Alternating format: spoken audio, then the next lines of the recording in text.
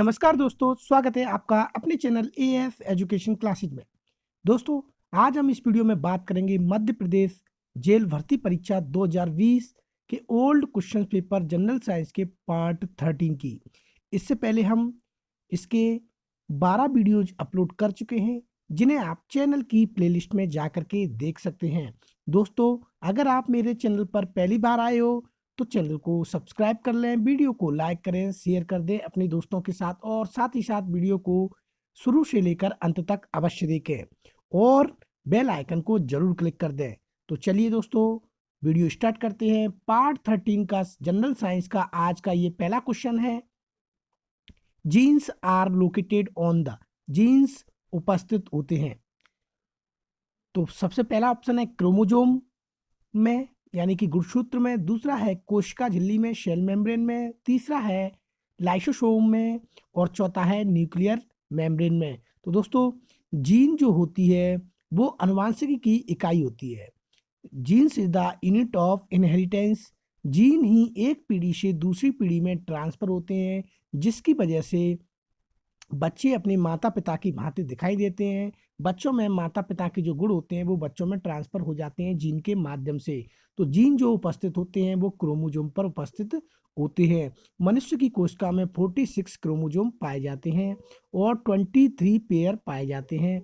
तो इसका जो करेक्ट ऑप्शन होगा वो होगा ऑप्शन नंबर 1 क्रोमोजोम में। क्रोमोजोम हमेशा केंद्रक में पाए जाते हैं। गुच्छे की भांति धागे के समान संरचना होती है। क्रोमोजोम जो नाम दिया था वो दिया था वाल्डेयर नाम के साइंटिस्ट ने। अगले क्वेश्चन की तरफ चलते हैं। अगला क्वेश्चन है क्वेश्चन नंबर 2। जब एक सतह दूसरे पर फिसल रही हो तो मौजूद घर्षण कहलाता है। The friction that exist between a surface sliding on the another surface is the.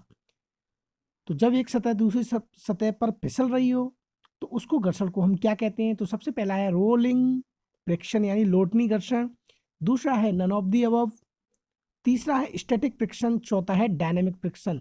तो जब एक सतह दूसरी सतह पर फिसल रही हो तो उस घर्षण को हम बोलते हैं डायनेमिक फ्रिक्शन यानी कि गतिक घर्षण, क्योंकि उसमें गति हो रही है, मोशन हो रहा है, इसलिए उसको डायनेमिक फ्रिक्शन बोलते हैं। तो ऑप्शन नंबर 4 करेक्ट होगा। अगले क्वेश्चन की बात करते हैं। अगला क्वेश्चन है क्वेश्चन नंबर 3। पादपों की ग्लानि का कारण है। ग्लानि का मतलब होता है wilting. The cause of wilting of the plant is. जब पादपों से पानी का वाष्पोत्सर्जन ज्यादा हो जाता है तो पौधे मुरझा जाते हैं, उसी को हम ग्लानि बोलते हैं, इंग्लिश में विल्टिंग बोलते हैं। इसका मुख्य कारण क्या है? तो पहला ऑप्शन है नन ऑफ दी अबव, इनमें से कोई नहीं, दूसरा है अधिक अवशोषण, तीसरा है लो रेस्पिरेशन, चौथा है मोर ट्रांसपिरेशन। तो इसका जो करेक्ट ऑप्शन होगा वो होगा मोर ट्रांसपिरेशन, ऑप्शन नंबर 4। क्योंकि अधिक ट्रांसपिरेशन की वजह से पौधों में से जल बाहर निकल जाता है, जिसकी वजह से पौधों में ग्लानि आ जाती है। तो ऑप्शन नंबर 4 करेक्ट होगा। अगले क्वेश्चन की तरफ चलते हैं। अगला क्वेश्चन है क्वेश्चन नंबर 4।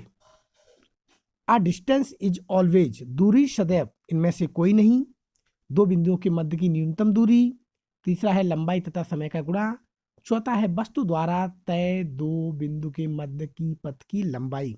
तो दोस्तों, दूरी हमेशा, जैसा कि आप जानते हो, दूरी हमेशा धनात्मक होती है, चाहे आप कहीं से किधर भी चले। और दूरी की जो परिभाषा होती है वो होती है कि वस्तु द्वारा तय दो बिंदु के मध्य पथ की लंबाई को हम दूरी कहते हैं। यानी पथ की लंबाई, रास्ते की लंबाई कितनी है उसी को हम दूरी कहते हैं। तो ऑप्शन नंबर 4 इसका करेक्ट होगा। अगले क्वेश्चन की तरफ चलते हैं। अगला क्वेश्चन है question number 5। Young one of frog is called.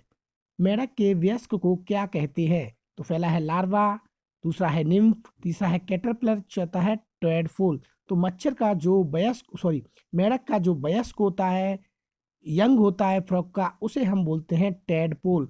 और जो सबसे पहली स्टेज होती है मेढक के जीवन काल की वो होती है लार्वा। तो लार्वा से टैडपोल बनता है। तो इसका जो करेक्ट ऑप्शन होगा वो होगा tadpole, option number 5, sorry option number 4। अगले क्वेश्चन की तरफ चलते हैं। अगला क्वेश्चन है question number 6। Which of the following is not part of nutrition. निम्न में से पोषण का कौन सा भाग नहीं है? तो पहला है उत्सर्जन, एक्सक्रीशन, दूसरा है अपशोषण, तीसरा है पाचन, चौथा है श्वांगीकरण। तो दोस्तों, पोषण जो होता है, पोषण का जो इसमें से पार्ट नहीं है, भाग नहीं है, वो है नंबर 1 सॉरी, नंबर इस क्वेश्चन का जो आंसर है वो इसमें दिया गया है एसिमिलेशन, लेकिन मेरे हिसाब से इसका जो आंसर होना चाहिए वो होना चाहिए एक्सक्रीशन। तो इसमें डाउट है, मैं आपको डाउट करके क्लियर बताऊंगा। तो इसका जो मेरे हिसाब से जो आंसर होना चाहिए वो होगा एक्सक्रीशन। अब शोषण, पाचन, स्वांगीकरण ये सब पोषण के भाग होते हैं उत्सर्जन को छोड़ करके। तो अगले क्वेश्चन की तरफ चलते हैं। अगला क्वेश्चन है question number 7। Which of the following is not a unit of pressure? निम्न में से कौन सी दाब की इकाई नहीं है? तो पहला है वार, जो कि दाब की इकाई है। पास्कल भी एक दाब की इकाई, एटम भी एक दाब की इकाई है। न्यूटन, न्यूटन एक दाब की इकाई नहीं है। ये जो इकाई होती है न्यूटन, वो बल की इकाई होती है, फोर्स की एसआई यूनिट होती है, जो कि न्यूटन नाम के साइंटिस्ट के नाम पर रखी गई थी। तो ऑप्शन नंबर 4 इसका करेक्ट होगा। अगले क्वेश्चन की तरफ चलते हैं। अगला क्वेश्चन है question number 8। Which of the following is a not of a unit of time? निम्न में से कौन सी समय की इकाई नहीं है, जो समय को नहीं मापती? तो पहला है चंद्रमास, जो कि समय को मापती है। प्रकाश वर्ष, ये समय को नहीं मापती है, दूरी को मापने की इकाई होती है प्रकाश वर्ष। माइक्रो सेकंड, ये भी समय को मापने की इकाई है। लीप वर्ष, ये भी समय को मापने की इकाई है। तो इसका जो करेक्ट ऑप्शन होगा वो होगा सेकंड ऑप्शन, लाइट ईयर। अगले क्वेश्चन की तरफ चलते हैं। अगला क्वेश्चन है question number 9। Which of the following is an endangered species of India? निम्न में से कौन सी भारत की संकटग्रस्त जाति है? भारतीय वन्य गधा, हाथी, घोड़ा, लोमड़ी। तो भारत की जो संकटग्रस्त जाति है इनमें से चारों में से वो है भारतीय वन्य गधा, इंडियन वाइल्ड लाइफ।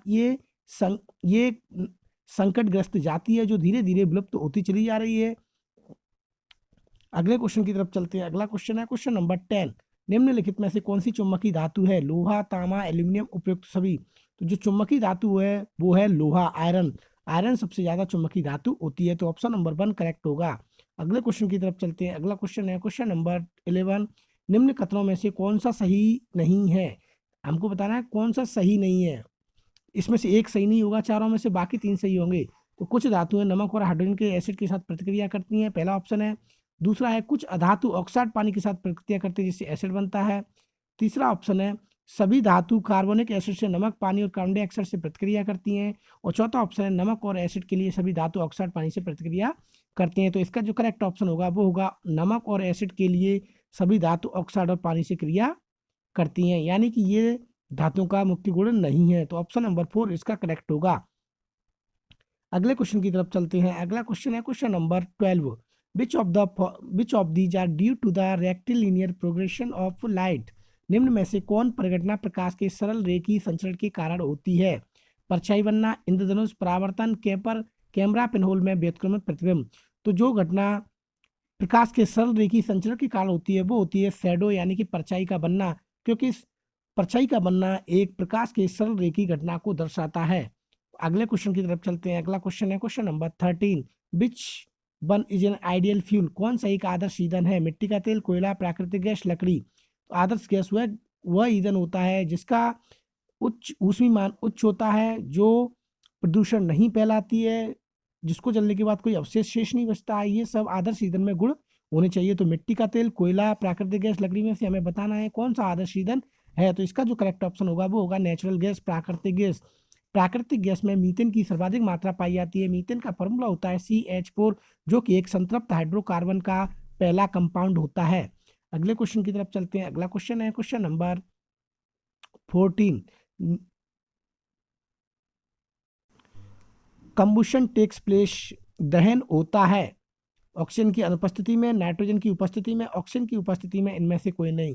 तो दहन के लिए सबसे महत्वपूर्ण बात यह है कि दहन के लिए ऑक्सीजन की उपस्थिति का होना अति आवश्यक है।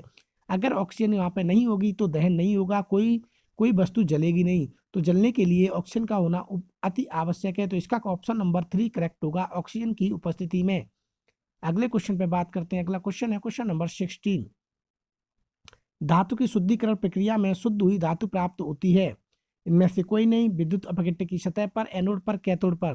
तो जब धातु की शुद्धिकरण की प्रक्रिया होती है तो जो शुद्ध धातु प्राप्त होती है वो होती है कैथोड पर। कैथोड पर माइनस चार्ज रहता है, एनोड से जाकर के कैथोड पर ये स्टोर हो जाती है। तो ऑप्शन नंबर 4 इसका करेक्ट होगा। अगले क्वेश्चन की तरफ चलते हैं। अगला क्वेश्चन है क्वेश्चन नंबर 17। दो यौगिकों का वर्ण लेखन तकनीक द्वारा पृथक्करण निम्न पर आधारित है। क्रोमेटोग्राफी जो तकनीक होती है वो किस पर आधारित होती है? पहला है अवकलित अधिशोषण, differential absorption, different absorption, different density, different solubility. तो इसका जो करेक्ट ऑप्शन होगा वो होगा सेकंड ऑप्शन, डिफरेंट एब्जॉर्प्शन, यानी कि जो हमको पृथक करना है उनका अवशोषण किस प्रकार हो रहा है, उसके अवशोषण की दर कौन कौन सी है, उसी के आधार पर ये टेक्निक फॉलो करती है। तो अगले क्वेश्चन पे बात करते हैं। अगला क्वेश्चन है क्वेश्चन नंबर 18। एक अति तप्त ग्रह दिखाई देगा, ब्लू, नीला, पीला, लाल, नारंगी। तो इसका जो करेक्ट ऑप्शन होगा वो होगा नीला। एक अति तप्त ग्रह जो होता है वो बिल्कुल नीला दिखाई देता है। Extremely hot star would appear to be blue. तो ऑप्शन नंबर फर्स्ट करेक्ट होगा। अगले क्वेश्चन की तरफ चलते हैं। अगला क्वेश्चन है क्वेश्चन नंबर 19। वह सूक्ष्म जीव जो कि नाइट्रोजन का स्थिरीकरण करता है, राइजोबियम, इग्लिना, अमीबा, विषाणु। तो राइजोबियम का जो स्थिरीकरण करता है, फिक्सेशन करता है, वो है राइजोबियम नाम का बैक्टीरिया, जो कि लेगुमिनेसी कुल के पौधों की जड़ों में पाया जाता है, या दलहनी पौधों की जड़ों में ये बैक्टीरिया पाया जाता है, जो नाइट्रोजन का फिक्सेशन करता है। क्योंकि नाइट्रोजन को वायुमंडल से हम सीधे प्राप्त नहीं कर सकते हैं, दालों के माध्यम से, सोयाबीन के माध्यम से इसको हम प्राप्त करते हैं। और नाइट्रोजन हमारी प्रोटीन बनाने के लिए बहुत ही आवश्यक घटक होता है। अगले क्वेश्चन की तरफ चलते हैं। अगला क्वेश्चन है क्वेश्चन नंबर 20। अल्कलीज आर क्षार है। क्षार जो पानी में घुलनशील है,